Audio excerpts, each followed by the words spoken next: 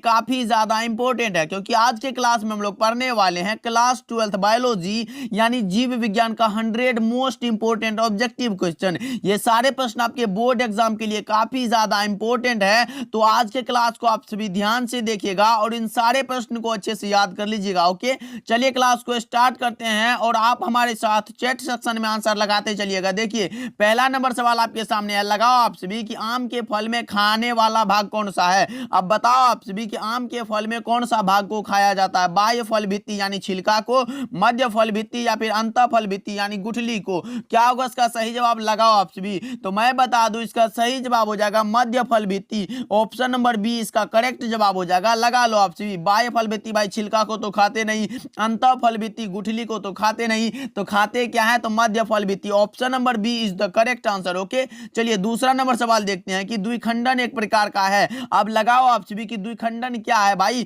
फटाफट से लगाओ। कायिक प्रवर्धन, अलैंगिक जनन, लैंगिक जनन या फिर इनमें से कोई नहीं। तो द्विखंडन जो है वो अलैंगिक जनन यानी एसेक्सुअल रिप्रोडक्शन में होता है। ऑप्शन नंबर बी लगा लो, बिल्कुल सही जवाब हो जाएगा। और इन सारे प्रश्न को भाई अच्छे से याद कर लो, 100 ऑब्जेक्टिव आपके बोर्ड एग्जाम में, यहां से बहुत सारे प्रश्न देखने को मिलेंगे। चलिए तीसरा नंबर सवाल देखते हैं कि जीवों के जन्म से लेकर उसकी प्राकृतिक मृत्यु तक का काल कहलाता है। अब बताओ आप सभी, और ये आपके 2 नंबर में भी पूछे जाते हैं, जीवन काल क्या है। तो इसका सही जवाब हो जाएगा जीवन काल। ऑप्शन नंबर ए सही जवाब हो जाएगा लाइफ स्पान, यानी जीवों के जन्म से लेकर उसकी प्राकृतिक मृत्यु तक का काल कहलाता है जीवन काल। ओके, चलिए अगले प्रश्न की ओर बढ़ते हैं, देखते हैं क्या कह रहा है कि रात में खिलने वाले पुष्प साधारणतः होते हैं। अब बताओ आप सभी कि रात में खिलने वाले पुष्प साधारणतः कैसे होते हैं। तो ये होते हैं छोटे और रंगहीन, यानी ऑप्शन नंबर बी इसका बिल्कुल सही जवाब हो जाएगा। लगा लो आप सभी और अच्छे से याद कर लेना। चलिए फिफ्थ नंबर सवाल देखते हैं, क्या कह रहा है कि पुष्प में नर जनन अंग को कहते हैं। अब बताओ आप सभी कि पुष्प के नर जनन अंग को क्या कहते हैं। तो इसको बोलते हैं हम लोग पुमंग, क्या पुमंग, और मादा जनन अंग को बोलते हैं जायंग। ये भी ध्यान में रखिएगा, यहाँ नर जनन अंग पूछा गया, पुमंग बोलते हैं। Option number B is the correct answer of this question. चलिए 6 नंबर सवाल देखते हैं, क्या कह रहा है कि इनमें से कौन नर युग्मक से संयोजन कर भ्रूणपोष बनाता है। अब बताओ आप सभी कि इनमें से कौन नर युग्मक से संयोजन कर भ्रूणपोष बनाता है। तो इसका सही जवाब हो जाएगा सेकेंडरी न्यूक्लियस, यानी ऑप्शन नंबर डी लगा लो, बिल्कुल सही जवाब हो जाएगा द्वितीयक केंद्रक। ओके, चलिए अगले प्रश्न की ओर बढ़ते हैं और आप हमारे साथ फटाफट से आंसर लगाते चलो भाई, काफी ज्यादा इंपॉर्टेंट क्लास है आज का। देखिए क्या कह रहा है, स्तनधारी के शुक्राणु के मध्य भाग में पाया जाता है। अब बताएंगे आप सभी कि स्तनधारी के शुक्राणु के मध्य भाग में क्या पाया जाता है। तो इसका सही जवाब हो जाएगा माइटोकॉन्ड्रिया। ऑप्शन नंबर सी सही जवाब हो जाएगा, अच्छे से ध्यान में रखिएगा। चलिए 8 नंबर सवाल देखते हैं, फटाफट से लगाते चलो आप सभी। एक जीन जोड़ा दूसरे जीन जोड़े के प्रभाव को दबा देता है। अब लगाओ आप सभी कि एक जीन जोड़ा दूसरे जीन जोड़े के प्रभाव को दबा देता है, तो इस घटना को हम लोग क्या बोलते हैं। 8 का सही जवाब क्या होगा, फटाफट से लगाते चलो, इसको बोलते हैं एपिस्टेसिस। ऑप्शन नंबर ए इसका बिल्कुल करेक्ट जवाब हो जाएगा। लगा लो आप सभी। ओके, चलिए बढ़ते हैं 9 नंबर सवाल, क्या कह रहा है, डीएनए अनुक्रम में डीएनए अणु में साइटोसिन 18% है, एडेनिन का प्रतिशत होगा कितना होगा। बताओ आप सभी, 9 का सही जवाब क्या होगा, लगाओ आप सभी। तो इसका सही जवाब हो जाएगा 32। तो ऑप्शन नंबर डी इसका बिल्कुल करेक्ट जवाब हो जाएगा। ओके, चलिए 10 नंबर सवाल देखते हैं, क्या कह रहा है कि बढ़ता त्वचा कैंसर एवं उत्परिवर्तन की दर अधिकता किसके कारण होता है। अब बताओ जी आप सभी, 10 का सही जवाब क्या होगा कि बढ़ता त्वचा कैंसर एवं उत्परिवर्तन की दर अधिकता किसके कारण होता है। लगाओ आप सभी, 10 का सही जवाब क्या होगा। तो इसका सही जवाब हो जाएगा ओजोन परत में कमी के कारण होता है। ऑप्शन नंबर बी इसका बिल्कुल करेक्ट जवाब हो जाएगा। ओके, चलिए 11 नंबर सवाल देखते हैं, विडाल परीक्षण किसकी पुष्टि के लिए किया जाता है। अब बताओ आप सभी कि विडाल परीक्षण पुष्टि किसके लिए किया जाता है। तो यह किया जाता है टाइफॉइड के लिए। Option number B is the correct answer. लगाओ आप सभी और निकलो अगले प्रश्न की ओर, क्योंकि आज की क्लास में 100 ऑब्जेक्टिव है भाई, फटाफट से लगाते चलो और याद भी करते चलो हमारे साथ। देखिए सहलग्नता समूह की संख्या उस कोशिका के लिए क्या होगी जिसमें 2n बराबर 14 है। 2n बराबर कितना है, तो 14 है। तो n बराबर निकालो ना भाई, n बराबर 14 बटा में 2 यानी 7 हो जाएगा। ऑप्शन नंबर सी लगा लो, बिल्कुल सही जवाब हो जाएगा, लगा लो आप सभी और अच्छे से याद कर लेना। चलिए 13 नंबर सवाल देखते हैं क्या कह रहा है कि वुचरेरिया बैंक्रोप्टी जो आदमी में फैलेरिया रोग पैदा करता है यह किस समूह का है। अब बताओ आप सभी कि वुचरेरिया बैंक्रोप्टी जो आदमी में फैलेरिया रोग पैदा करता है यह किस समूह का है। बताओ 13 का सही जवाब क्या होगा। तो यह है हेलमिंथ समूह का, option number D is the correct answer, लगा लो आप सभी और अच्छे से याद कर लो। चलिए 14 नंबर सवाल देखते हैं कि जिबरेलिन है। अब बताओ आप सभी कि जिबरेलिन क्या है भाई, लगाओ आप सभी सही जवाब क्या होगा। तो यह है वृद्धि enzyme, option number C is the correct answer, लगा लो आप सभी और अच्छे से याद करते चलो हमारे साथ। चलिए 15 नंबर सवाल देखते हैं कि विषाणुओं का अध्ययन किसमें किया जाता है भाई, विषाणुओं का अध्ययन किस शाखा में होता है। बताओ आप सभी फटाफट से लगाते चलो। 15 का सही जवाब क्या होगा, इसमें करते हैं वायरोलॉजी, वायरोलॉजी में विषाणुओं का अध्ययन करते हैं, तो option number B is the correct answer, लगा लो आप सभी। ओके चलिए, और आप लोगों ने अभी तक क्लास को लाइक नहीं किया है तो कर दीजिएगा। चलिए 16 नंबर सवाल देखते हैं, मेंडल ने चयन किया था। अब बताओ आप सभी कि मेंडल ने किसका चयन किया, चाना का, पाइनस का, टमाटर का या फिर गार्डन मटर का। तो इसका सही जवाब हो जाएगा गार्डन मटर, option number D is the correct answer, लगा लो आप सभी। ओके चलिए नेक्स्ट सवाल देखते हैं 17 नंबर क्या कह रहा है कि निम्नलिखित में कौन एक लिंगी है। अब बताओ आप सभी कि इनमें कौन यूनिसेक्सुअल है भाई, फटाफट से लगाओ आप सभी, सरसों, गुड़हल, पपीता या फिर इनमें से कोई नहीं। तो मेरे हिसाब से ऑप्शन नंबर सी सही लग रहा है, लगा लो आप सभी कि एक लिंगी है पपीता। ओके सरसों और गुड़हल ये तो द्विलिंगी है, अच्छे से ध्यान में रखिएगा। चलिए 18 नंबर सवाल देखते हैं कि गोल्डन यानी सुनहरा धान में कौन सा विटामिन पाया जाता है। अब बताओ आप सभी कि गोल्डन यानी सुनहरा धान में कौन सा विटामिन पाया जाता है। 18 का सही जवाब लगाओ आप सभी, तो इसमें पाया जाता है विटामिन ए, यानी option number B is the correct answer, लगा लो आप सभी। ओके चलिए 19 नंबर सवाल देखते हैं कि निम्नलिखित में कौन आहार श्रृंखला का सही क्रम है। अब बताओ आप सभी कि निम्न में कौन आहार श्रृंखला का सही है।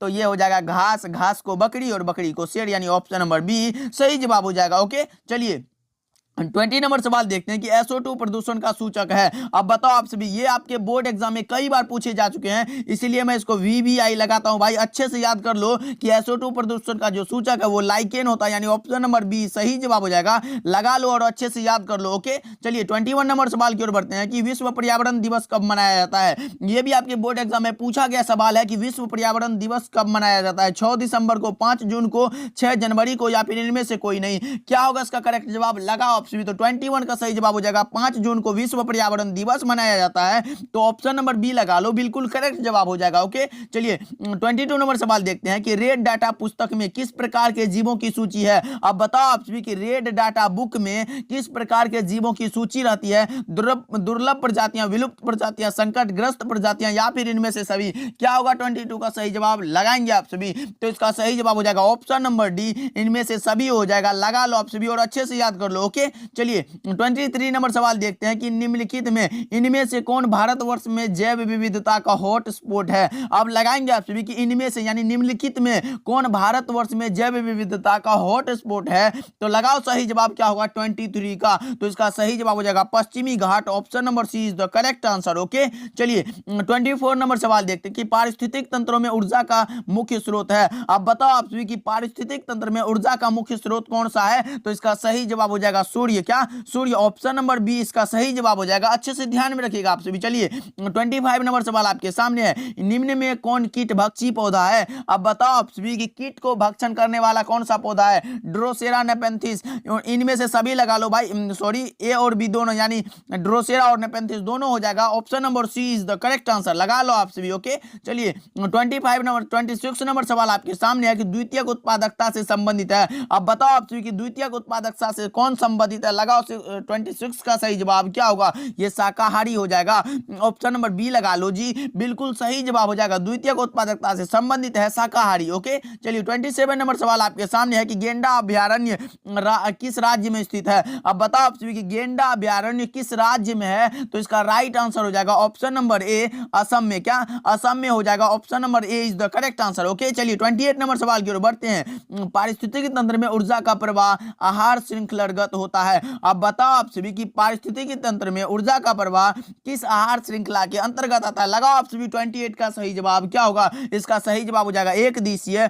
ऑप्शन नंबर ए सही जवाब हो जाएगा। लगा लो आप सभी और अच्छे से याद कर लो। चलिए 29 नंबर सवाल की ओर बढ़ते हैं। टिड्डा क्या है भाई, टिड्डा क्या है। लगाओ आप सभी सही जवाब क्या होगा। 29 का सही जवाब हो जाएगा उत्पादक और प्राथमिक उपभोक्ता दोनों, यानी option number C is the correct answer. लगा लो आप सभी और अच्छे से याद कर लो। चलिए 30 नंबर सवाल की ओर बढ़ते हैं कि पहली ट्रांसजेनिक फसल थी। अब बताओ आप सभी कि पहली ट्रांसजेनिक फसल कौन सी थी। तो इसका राइट आंसर हो जाएगा ऑप्शन नंबर डी तंबाकू। लगा लो आप सभी और अच्छे से याद कर लो। चलिए 31 नंबर सवाल की ओर बढ़ते हैं कि किसी भी जनसंख्या में उपस्थित सभी जीन समस्त जीन एवं उसके अलील कहलाते हैं। किसी भी जनसंख्या में उपस्थित समस्त जीन एवं उसके अलील कहलाते हैं जीन कोश। ऑप्शन नंबर ए लगा लो, बिल्कुल सही जवाब हो जाएगा 31 का। ओके और अच्छे से याद कर लो आप सभी, ये भी आपके बोर्ड एग्जाम में पूछा गया सवाल है। देखिए प्रतिबंध एंजाइम की खोज किसने की थी। अब बताएंगे आप सभी की प्रतिबंध एंजाइम की खोज किसने की थी। तो ये की थी स्मिथ एवं नाथन्स ने, यानी ऑप्शन नंबर ए इसका सही जवाब हो जाएगा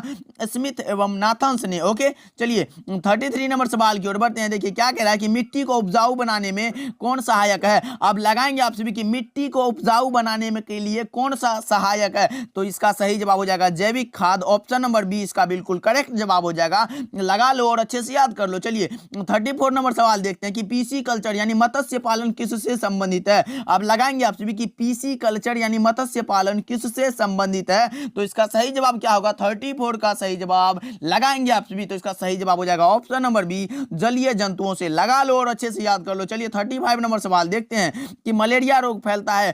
अब बताओ आप सभी कि मलेरिया रोग किससे फैलता है। तो यह फैलता है मादा एनोफिलिस मच्छर से। Option number C is the correct answer. अच्छे से याद कर लो आप सभी। ओके ये भी आपके बोर्ड एग्जाम में 2 से 3 बार पूछा गया सवाल है भाई, अच्छे से याद कर लो। चलिए 36 नंबर सवाल आपके सामने है कि विश्व एड्स दिवस मनाया जाता है। कब होता है भाई विश्व एड्स दिवस, कब होता है। 36 का सही जवाब हो जाएगा 1 दिसंबर को। क्या 1 दिसंबर को। Option number D is the correct answer. Okay चलिए नंबर को option number D is the correct answer. Okay चलिए 37 नंबर सवाल देखिए कि निम्नलिखित में कौन यौन संचारित रोग है। अब बताओ आपसे कि निम्नलिखित में यानी नीचे दिए गए में कौन यौन संचारित रोग है। भाई लगाओ आप टाइफॉइड, हैजा, मलेरिया या फिर सिफिलिस। तो 37 का आप लगाओगे तो ऑप्शन नंबर डी सिफिलिस हो जाएगा sir. Option D is the correct answer. Okay चलिए 38 नंबर सवाल देखिए क्या कह रहा है कि एंट अमीबा इनमें से क्या है। भाई लगाओ आप सभी कि एंट अमीबा इनमें से क्या है। जीवाणु है, शैवाल है, प्रोटोजोआ है या फिर कवक है।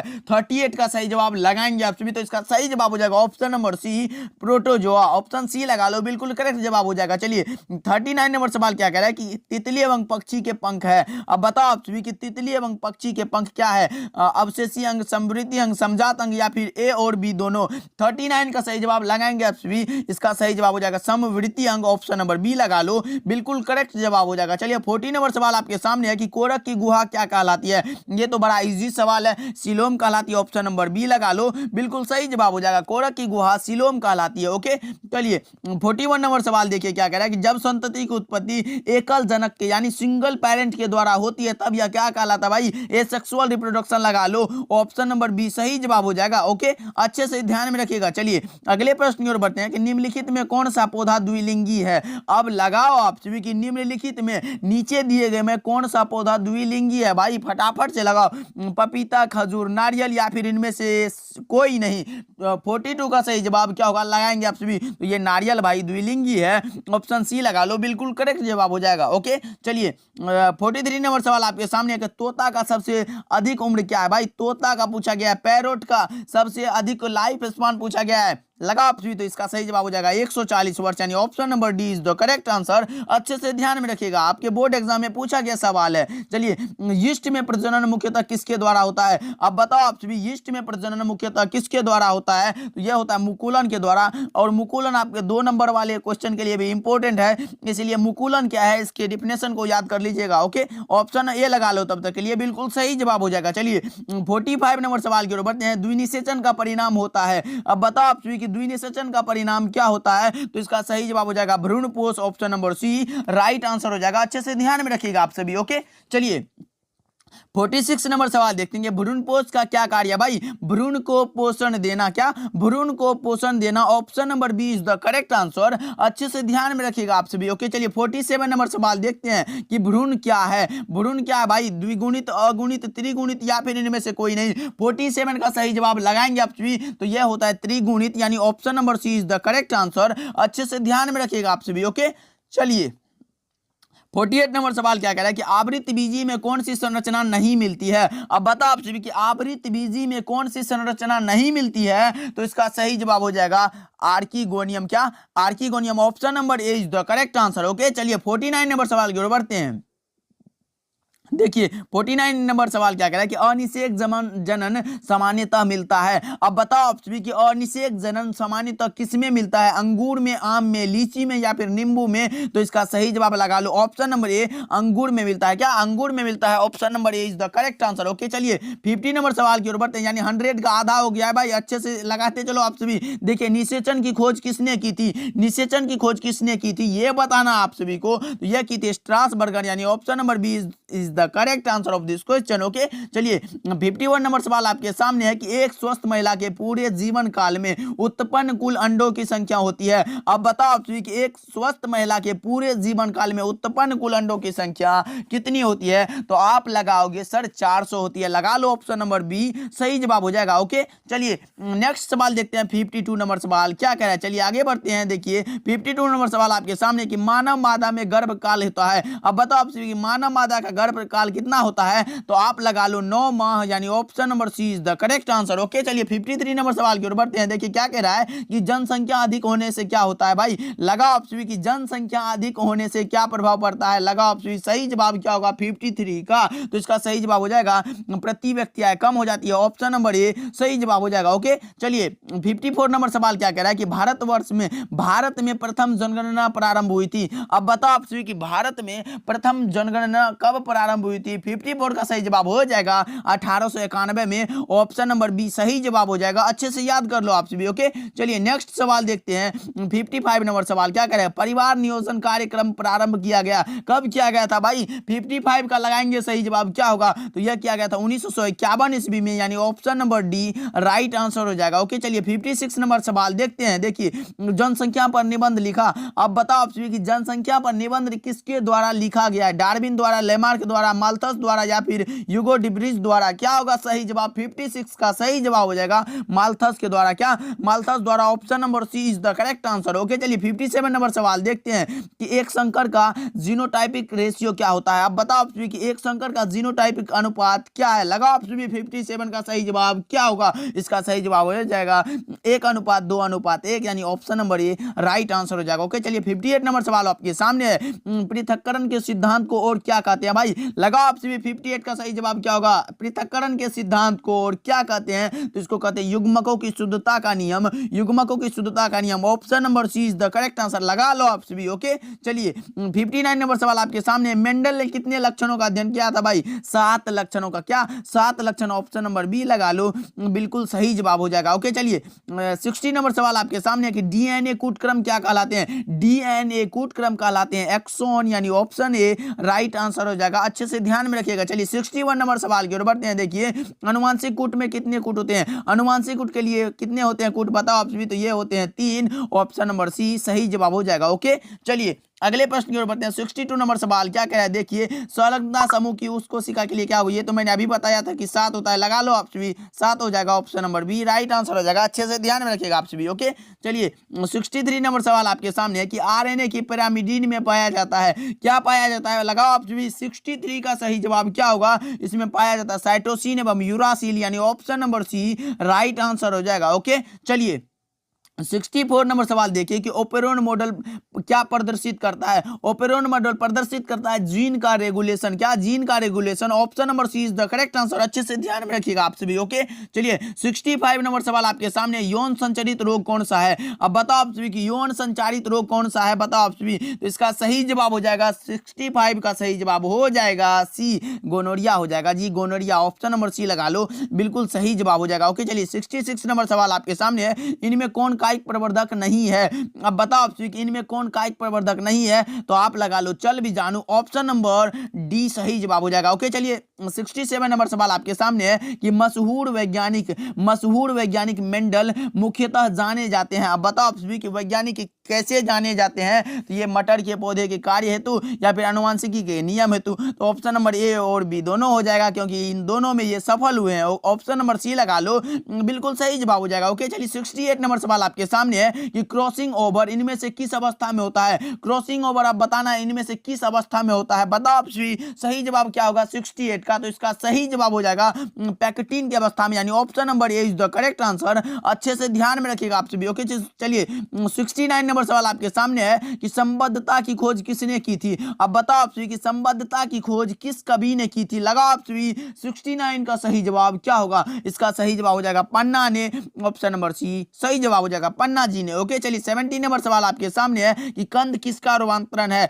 अब बताओ आप सभी 70 का सही जवाब क्या होगा कि कंद किसका रूपांतरण है? फटाफट से आप लगाते चलो। 70 का सही जवाब क्या होगा? इसका सही जवाब हो जाएगा ऑप्शन नंबर सी जड़ का। क्या कंद जड़ का रूपांतरण है? ऑप्शन सी लगा लो, बिल्कुल सही जवाब हो जाएगा। ओके, चलिए 71 नंबर सवाल आपके सामने है कि उच्च श्रेणी के पौधों में निषेचन होता है। अब बताओ आप सभी कि उच्च श्रेणी के पौधों में निषेचन कैसे होता है? तो ये होता है आंतरिक निषेचन के द्वारा। ऑप्शन नंबर बी सही जवाब हो जाएगा, लगा लो आप सभी। ओके, चलिए 72 नंबर सवाल देखते हैं कि केचुआ प्राणी है। ये तो आप भाई सबको पता है, केचुआ द्विलिंगी है, यानी ऑप्शन नंबर बी सही जवाब हो जाएगा। ओके, चलिए 73 नंबर सवाल आपके सामने है कि स्तनधारियों में निषेचन कहाँ होता है? लगाएंगे आप सभी कि स्तनधारियों में निषेचन कहाँ होता है? तो आपको पता होना चाहिए कि फैलोपियन ट्यूब में, ऑप्शन नंबर डी सही जवाब हो जाएगा। अच्छे से याद कर लेना आप सभी। ओके, चलिए 74 नंबर सवाल आपके सामने है कि निम्नलिखित में कौन मिथ्या फल है? अब बताओ आप सभी कि निम्नांकित में कौन मिथ्या फल है? भाई असत्य फल जिसको बोलते हैं, सेब, आम, केला या फिर इनमें से कोई नहीं।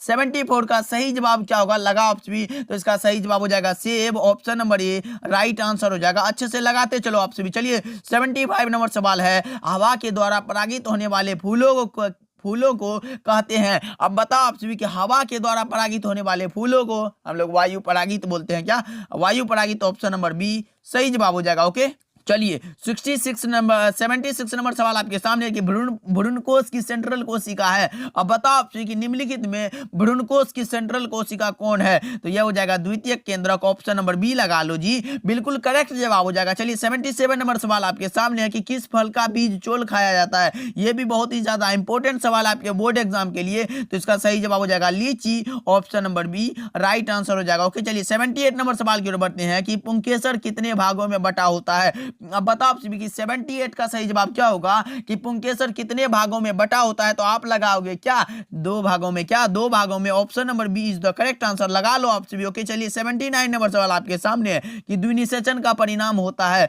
अब बताओ आप सभी कि द्विनिषेचन का परिणाम कैसा होता है? फटाफट से लगाओ आप सभी। 79 का सही जवाब क्या होगा? तो भ्रूणपोष हो जाएगा। मैंने कितना बार बताया भ्रूणपोष। ओके, चलिए 80 नंबर सवाल की ओर बढ़ते हैं कि भूमि फलनी फल है। अब बताओ आप सभी कि निम्नलिखित में भूमि फलनी फल कौन सा है? तो इसका सही जवाब लगाओ आप सभी, मूंगफली हो जाएगा। ओके, तो option number B is the correct answer, लगा लो आप सभी। चलिए 81 नंबर सवाल आपके सामने है कि शहद का निर्माण करती है। कौन करती है भाई? शहद का निर्माण करती है कार्यकर्ता यानी सेवक मधुमक्खी। तो ऑप्शन नंबर बी सही जवाब हो जाएगा। और आप हमारे साथ आंसर लगाते चलो और याद करते चलो भाई, काफी ज्यादा इंपॉर्टेंट क्लास है आपके लिए। चलिए 82 नंबर सवाल की ओर बढ़ते हैं कि मेहसाना किसकी प्रजाति है? लगाओ आप सभी कि मेहसाना किसकी प्रजाति है? गाय की, भैंस की, भेड़ की या फिर बकरी की? तो इसका लगा लोगे ऑप्शन नंबर बी भैंस की प्रजाति है। ओके, चलिए 83 नंबर सवाल आपके सामने है कि कल्याण सोना किसका किस्म है? भाई कल्याण सोना जो किस्म है वो है गेहूं की प्रोन्नत किस्म का, ऑप्शन नंबर ए लगा लो, बिल्कुल करेक्ट जवाब हो जाएगा। ओके, चलिए 84 नंबर सवाल आपके सामने है कि बैक्टीरिया की खोज किसने की थी? लगाओ आप सभी कि बैक्टीरिया की खोज किसने की थी? 84 का सही जवाब लगाएंगे आप सभी। तो इसका सही जवाब हो जाएगा ल्यूवेनहॉक ने, option number B right answer हो जाएगा। ओके, चलिए 85 नंबर सवाल की ओर बढ़ते हैं कि कॉपर टी रोकता है। अब बताओ आप सभी कि कॉपर टी किसको रोकता है? भाई तो यह रोकता है निषेचन को, ऑप्शन नंबर ए सही जवाब हो जाएगा। कॉपर टी फर्टिलाइजेशन को रोकता है। ओके, चलिए 86 नंबर सवाल देखते हैं कि मेंडल ने प्रतिपादित किया था। किसका किया था भाई? लगाओ आप सभी कि मेंडल ने प्रतिपादित किया था आनुवांशिकता का नियम, option number B is the correct answer, लगा लो आप सभी कि मेंडल ने आनुवांशिकता का नियम का प्रतिपादित किया था। ओके, चलिए 87 नंबर सवाल की ओर बढ़ते हैं। डाउन सिंड्रोम है एक, क्या है भाई? तो यह है गुणसूत्रीय व्याधि। Option number B is the correct answer. लगा लो आप कि डाउन सिंड्रोम है एक प्रकार का गुणसूत्रीय व्याधि। ओके चलिए 88 नंबर सवाल देखते हैं, फटाफट से लगाते चलो कि इनमें से कौन सा रक्त समूह सार्वभौमिक रक्तदाता है, यानी सबको देने वाला है, वो है ओ क्या? Option number D right answer हो जाएगा। लगा लो आप चलिए 89 नंबर सवाल की ओर बढ़ते हैं। लेक ऑपरोन का घटक नहीं है।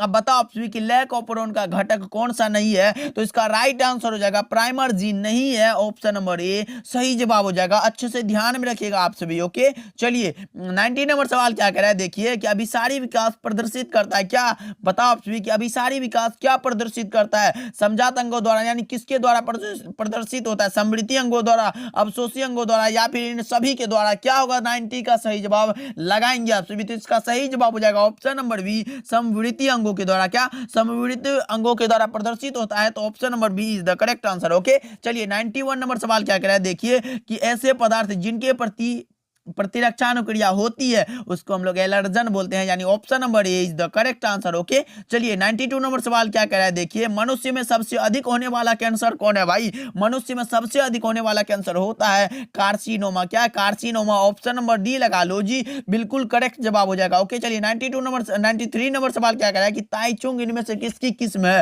अब बताओ आप 93 का सही जवाब क्या होगा कि ताइचुंग किसकी किस्म है? तो आप लगाओ धान की। क्या? धान की। ऑप्शन नंबर ए राइट आंसर हो जाएगा। अच्छे से याद कर लो आप सभी। ओके चलिए 94 नंबर सवाल क्या करेगा, जैविक खाद्य का मुख्य स्रोत क्या है भाई? जैविक खाद्य का मुख्य स्रोत है क्या? फटाफट से बताओ आप सभी। हरा शैवाल, यीस्ट, जीवाणु या फिर लाल शैवाल? 94 का सही जवाब लगा आप सभी, तो ये जीवाणु हो जाएगा जी। Option number C is the correct answer. Okay चलिए 95 नंबर सवाल की ओर बढ़ते हैं। मिट्टी को उपजाऊ बनाने में कौन सहायक है? लगाओ आप सभी की मिट्टी को उपजाऊ बनाने में सहायक है, यह हो जाएगा जैविक खाद। Option number B is the correct answer. Okay चलिए 96 नंबर सवाल क्या करें कि सल्फर का सबसे बड़ा संग्राहक है। अब बताओ आप सभी कि सल्फर का सबसे बड़ा संग्राहक कौन है? वायुमंडल, चट्टाने, महासागर या फिर झील? लगाओ 96 का सही जवाब क्या होगा? तो इसका सही जवाब हो जाएगा चट्टाने, यानी option number B right answer हो जाएगा। ओके चलिए 97 नंबर सवाल देखते हैं। देखिए राष्ट्रीय उद्यान में सुरक्षा प्रदान की जाती है। बताओ आप सभी कि राष्ट्रीय उद्यान में सुरक्षा प्रदान किसकी की जाती है भाई? फ्लोरा फाउना या फिर पारिस्थितिकी तंत्र की, या फिर दोनों, यानी ए और बी दोनों किसकी होगी? फटाफट से लगाओ 97 का सही जवाब क्या होगा? इसका सही जवाब हो जाएगा ए और बी दोनों, यानी फ्लोरा और फाउना दोनों की, यानी option number D is the correct answer. Okay चलिए 98 नंबर सवाल की ओर बढ़ते हैं कि भारत का जैव विविधता अधिनियम संसद में पारित हुआ था। अब बताओ आप सभी कि भारत का जैव विविधता अधिनियम संसद में पारित हुआ था, यानी कब हुआ था? बताओ आप सभी 98 का सही जवाब क्या होगा? ये हुआ था 2002 ईस्वी में। कब? 2002 ईस्वी में। ऑप्शन नंबर सी सही जवाब हो जाएगा। 98 का option C is the correct answer. Okay चलिए नेक्स्ट सवाल की ओर बढ़ते हैं। प्रदूषण जो अम्ल वर्षा करता है भाई, वो SO2 होता है। लगा लो आप सभी, SO2 होता है, SO2 के कारण होता है। लगा लो, option number A is the correct answer. Okay चलिए 100 नंबर सवाल आपके सामने है एंड लास्ट सवाल है आज के क्लास का भाई। लगाओ आप सभी कि सही जवाब क्या होगा?